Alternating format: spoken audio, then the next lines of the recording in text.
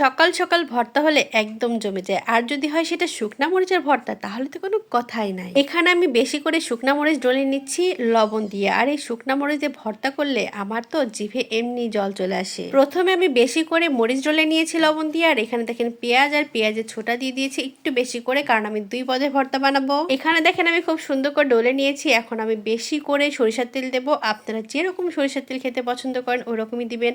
আর ধনিয়া পাতা হলে তো ভর্তার স্বাদ আরও বেড়ে যায়। আর এই যে দেখেন আমি বেশি করে ধনিয়া পাতা দিয়ে দিয়েছি, এটাকে সুন্দর করে মেখে নিলাম। আর এই রকম বেশি করে পেঁয়াজ, ধনিয়া পাতা, মরিচ দিয়ে সরিষার তেল মেখে যদি মরিচ ভর্তাও বানান, তাহলে কিন্তু অনেক মজা লাগে। গরম গরম ভাতের সাথে এমনি 1 প্লেট খাওয়া যায়। আর এখানে আলু দেখতে পাচ্ছেন, এই আলুগুলো আমি ভাতের মধ্যে দিয়ে দিয়েছিলাম। আর এখন আমি এই আলুগুলোকে চটকে নেব। আর বিশ্বাস করেন আলু ভর্তাটা এতটা মজার হয়েছিল, আপনারা যদি না খান তাহলে কিন্তু বুঝতেই পারবেন না আসলে এটা কতটা টেস্টি হয়েছিল। আর নতুন আলু বলে কথা, আর এইভাবে ভর্তা করেছি, আমার তো অনেক মজা লেগেছে। আর এখন দেখেন এই যে ভর্তা একটু বাকি ছিল, এটার মধ্যে আমি ডাল ভর্তা করে নিচ্ছি। ডাল ভর্তাতে বেশি কষ্ট নাই, ওই যে মরিচ ডলে রেখেছিলাম ওইটার অর্ধেকটা দিয়ে ডালটা ভর্তা করে নিচ্ছি। আর এখন সকালবেলা ডাল ভর্তা আর আলু ভর্তাতে মজা করে খাবো।